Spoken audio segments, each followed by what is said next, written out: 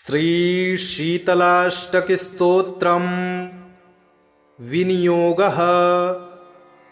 ॐ अस्य श्री शीतलाष्टकस्तोत्रमहामन्त्रस्य महादेव ऋषिः अनुष्टुप् छन्दः। शीतला देवता लक्ष्मीर्बीजं भवानी शक्तिः सर्वविस्फोटक निवृत्त्यर्थे पाठे विनियोगः। ईश्वर उवाच वन्देऽहं शीतलां देवीं रासभस्तां दिगम्बरां मार्जनीकलशोपेतां शूर्पालङ्कृतमस्तकां। वन्देऽहं शीतलां देवीं सर्वरोगभयापहां यामासाद्य निवर्तेत विस्फोटकभयं महत्। शीतले शीतले चेति यो ब्रूयाद्दाहपीडितः विस्फोटकभयं घोरं क्षिप्रं तस्य प्रणश्यति। यस्त्वामुदकमध्ये तु ध्यात्वा सम्पूजयेन्नरः विस्फोटकभयं घोरं गृहे तस्य न जायते। शीतले ज्वरदग्धस्य पूतिगन्धयुतस्य च प्रणष्टचक्षुषः पुंसस्त्वामाहुर्जीवनौषधम्। शीतले तनुजान् रोगान् नृणां हरसि दुस्त्यजान्। विस्फोटकविदीर्णानां त्वमेकामृतवर्षिणी। गलगण्डग्रहारोगा ये चान्ये दारुणा नृणां त्वदनुध्यानमात्रेण शीतले यान्ति संक्षयम्। न मन्त्रो नौषधं तस्य पापरोगस्य विद्यते। त्वामेकां शीतले धात्रीं नान्यां पश्यामि देवताम्। मृडालतन्तुसदृशीं नाभिहृन्मध्यसंस्थितां। यस्त्वां सञ्चिन्तयेद्देवी तस्य मृत्युर्न जायते।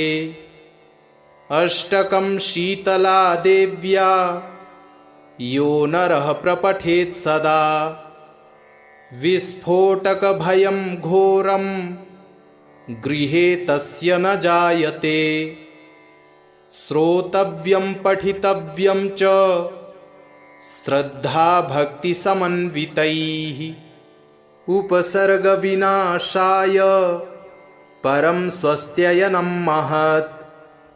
शीतले त्वं जगन्माता शीतले त्वं जगत्पिता। शीतले त्वं जगद्धात्री शीतलायै नमो नमः। रासभो गर्दभश्चैव खरो वैशाखनन्दनः। शीतलावाहनश्चैव दूर्वाकन्दनिकृन्तनः। एतानि खरनामानि शीतलाग्रे तु यः पठेत् तस्य गेहे शिशूनां च शीतलारुं न जायते। शीतलाष्टकमेवेदं न देयं यस्य कस्यचित्। दातव्यं च सदा तस्मै श्रद्धाभक्तियुताय वै। ईश्वर उवाच वन्देऽहं शीतलां देवीं रासभस्तां दिगम्बरां मार्जनीकलशोपेतां शूर्पालङ्कृतमस्तकां। वन्देऽहं शीतलां देवीं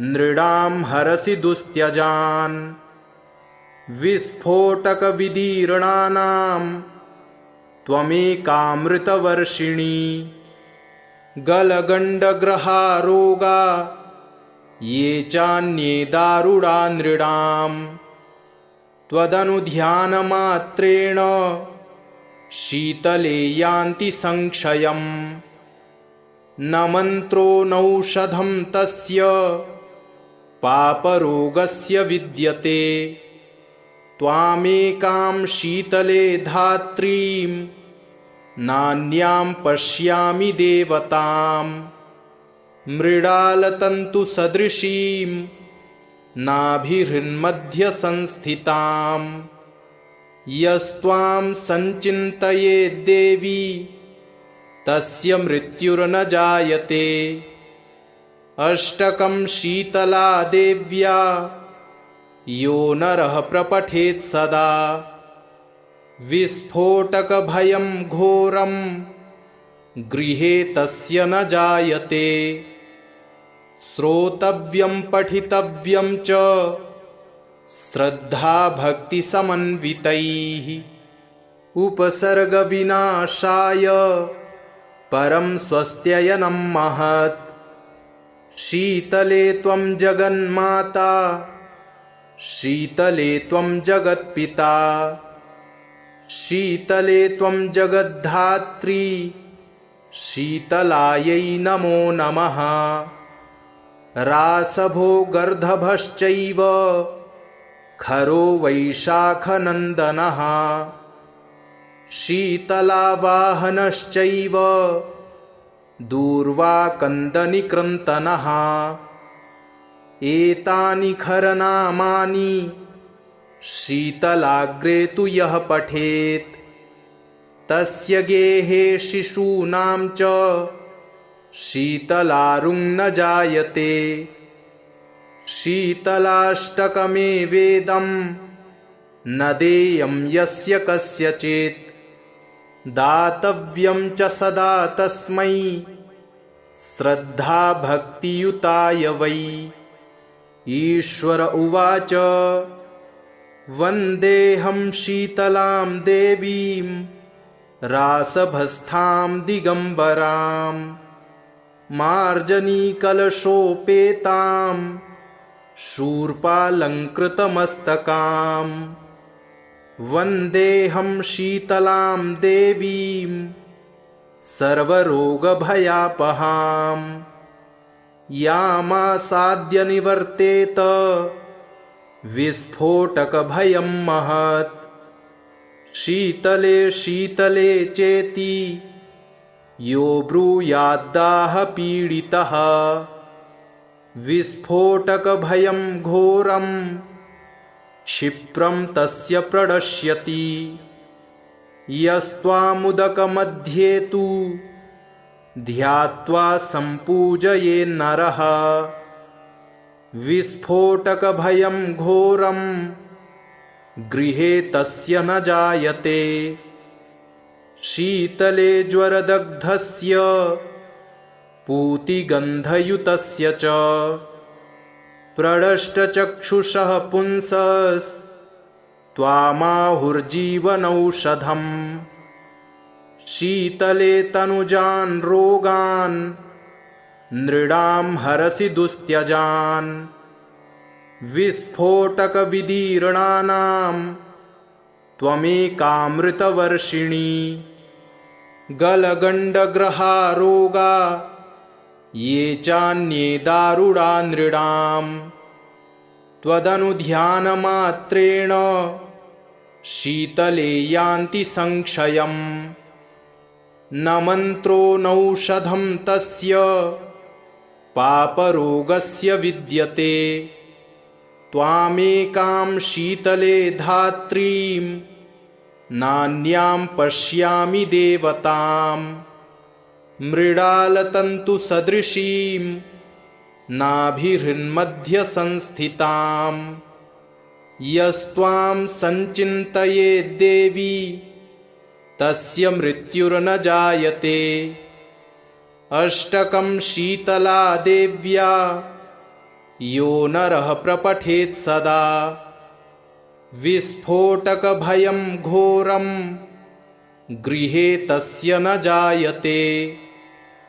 श्रोतव्यं पठितव्यं च श्रद्धा भक्ति समन्वितैः उपसर्गविनाशाय परं स्वस्त्ययनं महत् शीतले त्वं जगन्माता शीतले त्वं जगत्पिता शीतले त्वं जगद्धात्री शीतलायै नमो नमः रासभोगर्धभश्चैव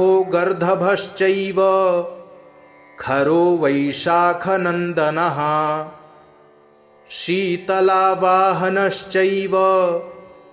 दूर्वाकन्दनिकृन्तनः एतानि खरनामानि शीतलाग्रे तु यः पठेत् तस्य गेहे शिशूनां च शीतलारुं न जायते शीतलाष्टकमेवेदं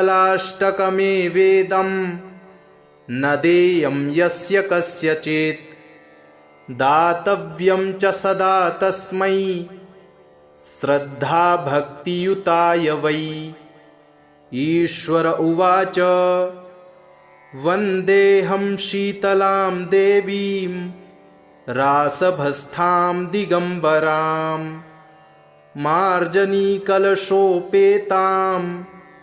शूर्पालङ्कृतमस्तकां वन्देऽहं शीतलां देवीं सर्वरोगभयापहां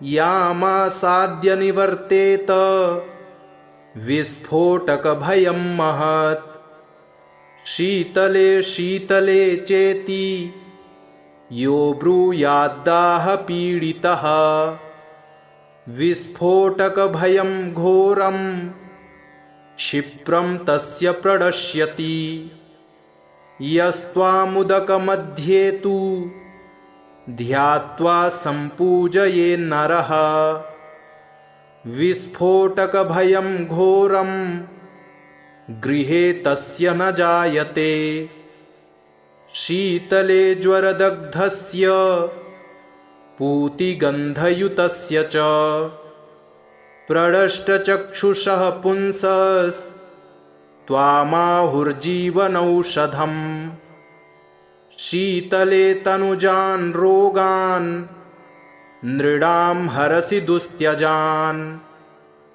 विस्फोटकविदीर्णानां त्वमेकामृतवर्षिणी गलगण्डग्रहारोगा ये चान्ये दारुणा नृणां त्वदनुध्यानमात्रेण शीतले यान्ति संक्षयम् न मन्त्रो नौषधं तस्य पापरोगस्य विद्यते त्वामेकां शीतले धात्रीं नान्यां पश्यामि देवतां मृडालतन्तुसदृशीं नाभिहृन्मध्यसंस्थितां यस्त्वां सञ्चिन्तयेद्देवी तस्य मृत्युर्न जायते अष्टकं शीतला देव्या यो नरः प्रपठेत् सदा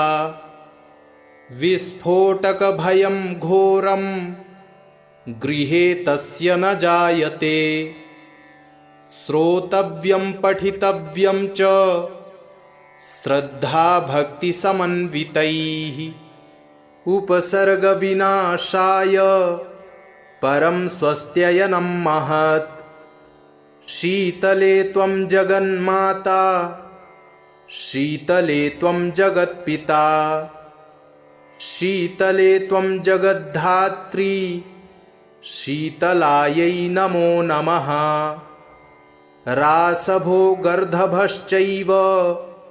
खरो वैशाखनन्दनः शीतलावाहनश्चैव दूर्वाकन्दनिकृन्तनः एतानि खरनामानि शीतलाग्रे तु यः पठेत् तस्य गेहे शिशूनां च शीतलारुं न जायते। शीतलाष्टकमेवेदं न देयं यस्य कस्यचित् दातव्यं च सदा तस्मै श्रद्धा भक्तियुताय वै। ईश्वर उवाच वन्देऽहं शीतलां देवीं रासभस्तां दिगम्बरां मार्जनीकलशोपेतां शूर्पालङ्कृतमस्तकां। वन्देऽहं शीतलां देवीं सर्वरोगभयापहां यामासाद्य निवर्तेत विस्फोटकभयं महत्। शीतले शीतले चेति यो ब्रूयाद्दाहपीडितः विस्फोटकभयं घोरं क्षिप्रं तस्य प्रणश्यति। यस्त्वामुदकमध्ये तु ध्यात्वा सम्पूजयेन्नरः विस्फोटकभयं घोरं गृहे तस्य न जायते। शीतले ज्वरदग्धस्य पूतिगन्धयुतस्य च प्रणष्टचक्षुषः पुंसस्त्वामाहुर्जीवनौषधम्। शीतले तनुजान् रोगान् नृणां हरसि दुस्त्यजान् विस्फोटकविदीर्णानां त्वमेकामृतवर्षिणी। गलगण्डग्रहारोगा ये चान्ये दारुणा नृणां त्वदनुध्यानमात्रेण शीतले यान्ति संक्षयम्। न मन्त्रो नौषधं तस्य पापरोगस्य विद्यते। त्वामेकां शीतले धात्रीं नान्यां पश्यामि देवतां मृडालतन्तुसदृशीं नाभिहृन्मध्यसंस्थितां। यस्त्वां सञ्चिन्तयेद्देवी तस्य मृत्युर्न जायते। अष्टकं शीतला देव्या यो नरः प्रपठेत् सदा विस्फोटकभयं घोरं गृहे तस्य न जायते। श्रोतव्यं पठितव्यं च श्रद्धा भक्तिसमन्वितैः उपसर्गविनाशाय परं स्वस्त्ययनं महत्। शीतले त्वं जगन्माता शीतले त्वं जगत्पिता शीतले त्वं जगद्धात्री शीतलायै नमो नमः। रासभो गर्दभश्चैव खरो वैशाखनन्दनः शीतलावाहनश्चैव दूर्वाकन्दनिकृन्तनः। एतानि खरनामानि शीतलाग्रे तु यः पठेत् तस्य गेहे शिशूनां च शीतलारुं न जायते। शीतलाष्टकमेवेदं न देयं यस्य कस्यचित् दातव्यं च सदा तस्मै श्रद्धा भक्तियुताय वै। ईश्वर उवाच वन्देऽहं शीतलां देवीं रासभस्तां दिगम्बरां मार्जनीकलशोपेतां शूर्पालङ्कृतमस्तकां। वन्देऽहं शीतलां देवीं सर्वरोगभयापहां यामासाद्य निवर्तेत विस्फोटकभयं महत्। शीतले शीतले चेति यो ब्रूयाद्दाहपीडितः विस्फोटकभयं घोरं क्षिप्रं तस्य प्रणश्यति। यस्त्वामुदकमध्ये तु ध्यात्वा सम्पूजयेन्नरः विस्फोटकभयं घोरं गृहे तस्य न जायते। शीतले ज्वरदग्धस्य पूतिगन्धयुतस्य च प्रणष्टचक्षुषः पुंसस्त्वामाहुर्जीवनौषधम्। शीतले तनुजान् रोगान् नृणां हरसि दुस्त्यजान् विस्फोटकविदीर्णानां त्वमेकामृतवर्षिणी। गलगण्डग्रहा रोगा ये चान्ये दारुणा नृणां त्वदनुध्यानमात्रेण शीतले यान्ति संक्षयम्। न मन्त्रो नौषधं तस्य पापरोगस्य विद्यते।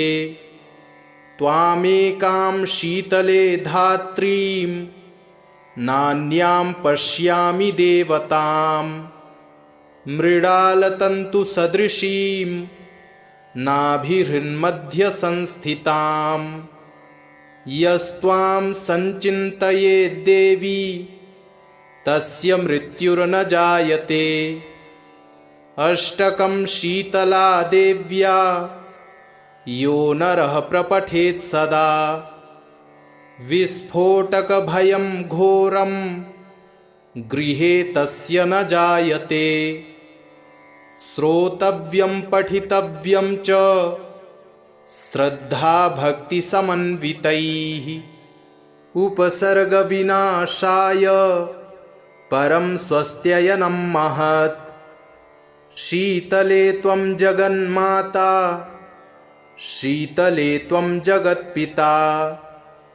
शीतले त्वं जगद्धात्री शीतलायै नमो नमः। रासभो गर्दभश्चैव खरो वैशाखनन्दनः। शीतलावाहनश्चैव दूर्वाकन्दनिकृन्तनः। एतानि खरनामानि शीतलाग्रे तु यः पठेत् तस्य गेहे शिशूनां च शीतलारुं न जायते। शीतलाष्टकमेवेदं न देयं यस्य कस्यचित्।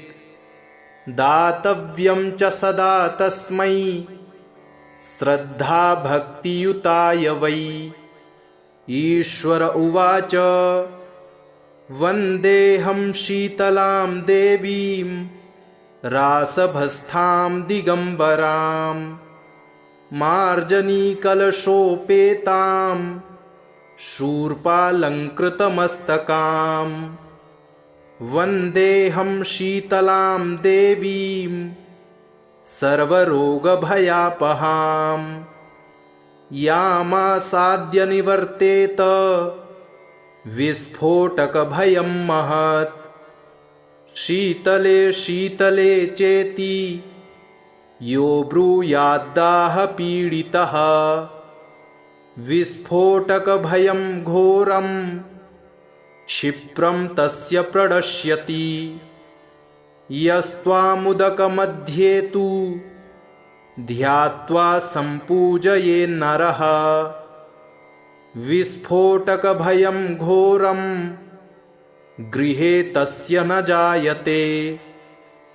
शीतले ज्वरदग्धस्य पूतिगन्धयुतस्य च प्रणष्टचक्षुषः पुंसस्त्वामाहुर्जीवनौषधम्। शीतले तनुजान् रोगान् नृणां हरसि दुस्त्यजान्। विस्फोटकविदीर्णानां त्वमेकामृतवर्षिणी। गलगण्डग्रहारोगा ये चान्ये दारुणा नृणाम् त्वदनुध्यानमात्रेण शीतले यान्ति संक्षयम् न मन्त्रो नौषधं तस्य पापरोगस्य विद्यते त्वामेकां शीतले धात्रीं नान्यां पश्यामि देवताम् मृडालतन्तुसदृशीं नाभिहृन्मध्यसंस्थिताम् यस्त्वां सञ्चिन्तयेद्देवी तस्य मृत्युर्न जायते अष्टकं शीतला देव्या यो नरः प्रपठेत् सदा विस्फोटकभयं घोरं गृहे तस्य न जायते श्रोतव्यं पठितव्यं च श्रद्धा भक्तिसमन्वितैः उपसर्गविनाशाय परं स्वस्त्ययनं महत् शीतले त्वं जगन्माता शीतले त्वं जगत्पिता शीतले त्वं जगद्धात्री शीतलायै नमो नमः रासभो गर्दभश्चैव खरो वैशाखनन्दनः शीतलावाहनश्चैव दूर्वाकन्दनिकृन्तनः एतानि खरनामानि शीतलाग्रे तु यः पठेत् तस्य गेहे शिशूनां च शीतलारुं न जायते शीतलाष्टकमेवेदं न देयं यस्य कस्यचित् दातव्यं च सदा तस्मै श्रद्धा भक्तियुताय वै ईश्वर उवाच वन्देऽहं शीतलां देवीं रासभस्थां दिगम्बरां मार्जनीकलशोपेतां शूर्पालङ्कृतमस्तकां वन्देऽहं शीतलां देवीं सर्वरोगभयापहां यामासाद्य निवर्तेत विस्फोटकभयं महत् शीतले शीतले चेति यो ब्रूयाद्दाहपीडितः विस्फोटकभयं घोरं क्षिप्रं तस्य प्रणश्यति यस्त्वामुदकमध्ये तु ध्यात्वा सम्पूजयेन्नरः विस्फोटकभयं घोरं गृहे तस्य न जायते शीतले ज्वरदग्धस्य पूतिगन्धयुतस्य च प्रणष्टचक्षुषः पुंसस्त्वामाहुर्जीवनौषधम् शीतले तनुजान् रोगान् नृणां हरसि दुस्त्यजान् विस्फोटकविदीर्णानां त्वमेकामृतवर्षिणी गलगण्डग्रहारोगा ये चान्ये दारुणा नृणां त्वदनुध्यानमात्रेण शीतले यान्ति संक्षयम् न मन्त्रो नौषधं तस्य पापरोगस्य विद्यते त्वामेकां शीतले धात्रीं नान्यां पश्यामि देवताम् मृडालतन्तुसदृशीं नाभिहृन्मध्यसंस्थिताम् यस्त्वां सञ्चिन्तयेद्देवी तस्य मृत्युर्न जायते अष्टकं शीतला देव्या यो नरः प्रपठेत् सदा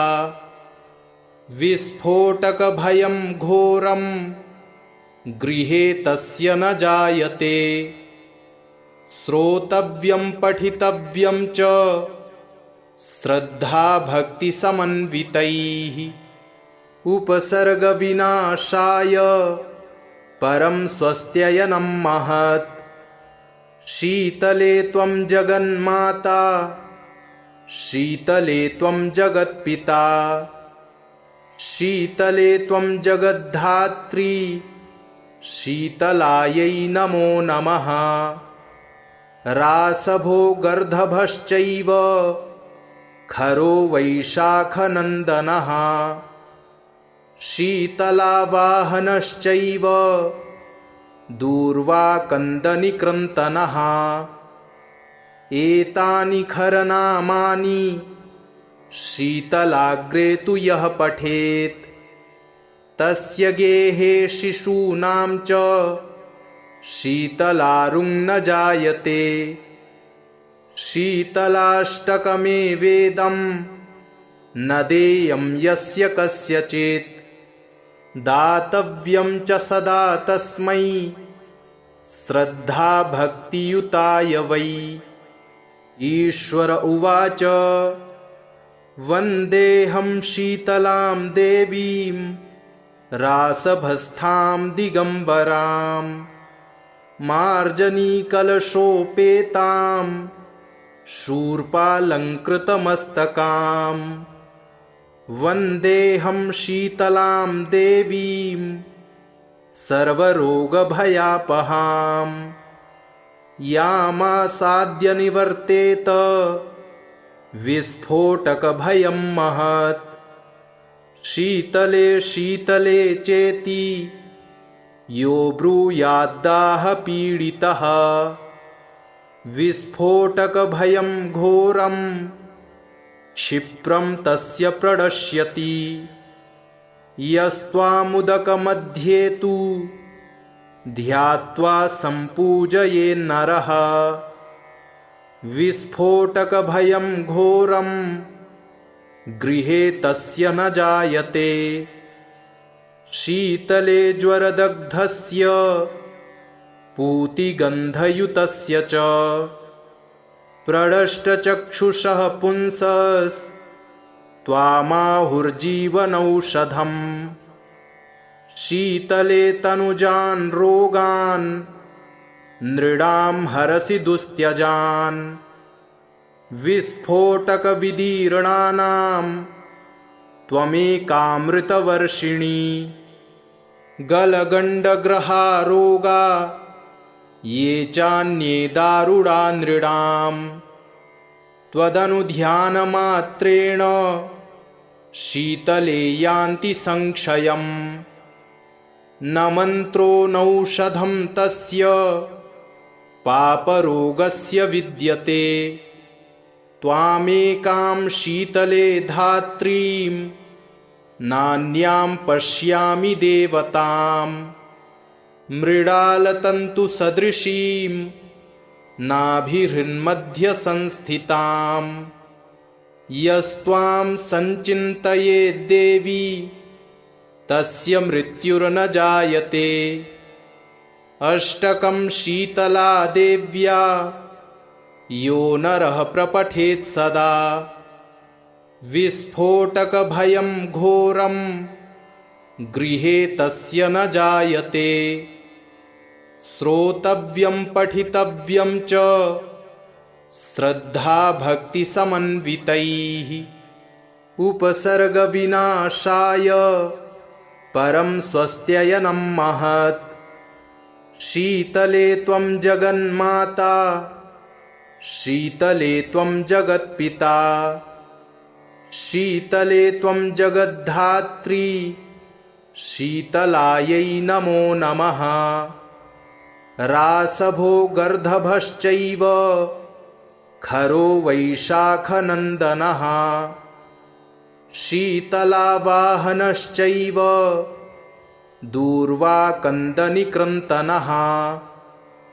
एतानि खरनामानि शीतलाग्रे तु यः पठेत् तस्य गेहे शिशूनां च शीतलारुं न जायते। शीतलाष्टकमेवेदं न देयं यस्य कस्यचित् दातव्यं च सदा तस्मै श्रद्धा भक्तियुताय वै। ईश्वर उवाच वन्देऽहं शीतलां देवीं रासभस्तां दिगम्बरां मार्जनीकलशोपेतां शूर्पालङ्कृतमस्तकां। वन्देऽहं शीतलां देवीं सर्वरोगभयापहां यामासाद्य निवर्तेत विस्फोटकभयं महत्। शीतले शीतले चेति यो ब्रूयाद्दाहपीडितः विस्फोटकभयं घोरं क्षिप्रं तस्य प्रणश्यति। यस्त्वामुदकमध्ये तु ध्यात्वा सम्पूजयेन्नरः विस्फोटकभयं घोरं गृहे तस्य न जायते। शीतले ज्वरदग्धस्य पूतिगन्धयुतस्य च प्रणष्टचक्षुषः पुंसस्त्वामाहुर्जीवनौषधम्। शीतले तनुजान् रोगान् नृणां हरसि दुस्त्यजान्। विस्फोटकविदीर्णानां त्वमेकामृतवर्षिणी। गलगण्डग्रहारोगा ये चान्ये दारुणा नृणां त्वदनुध्यानमात्रेण शीतले यान्ति संक्षयम्। न मन्त्रो नौषधं तस्य पापरोगस्य विद्यते। त्वामेकां शीतले धात्रीं नान्यां पश्यामि देवतां। मृडालतन्तुसदृशीं नाभिहृन्मध्यसंस्थितां। यस्त्वां सञ्चिन्तयेद्देवी तस्य मृत्युर्न जायते। अष्टकं शीतला देव्या यो नरः प्रपठेत् सदा विस्फोटकभयं घोरं गृहे तस्य न जायते। श्रोतव्यं पठितव्यं च श्रद्धाभक्तिसमन्वितैः। उपसर्गविनाशाय परं स्वस्त्ययनं महत्। शीतले त्वं जगन्माता शीतले त्वं जगत्पिता। शीतले त्वं जगद्धात्री शीतलायै नमो नमः। रासभो गर्दभश्चैव खरो वैशाखनन्दनः। शीतलावाहनश्चैव दूर्वाकन्दनिकृन्तनः। एतानि खरनामानि शीतलाग्रे तु यः पठेत् तस्य गेहे शिशूनां च शीतलारुं न जायते। शीतलाष्टकमेवेदं न देयं यस्य कस्यचित् दातव्यं च सदा तस्मै श्रद्धा भक्तियुताय वै। इति श्री स्कंदपुराणे शीतलाष्टकस्तोत्रम् सम्पूर्णम्।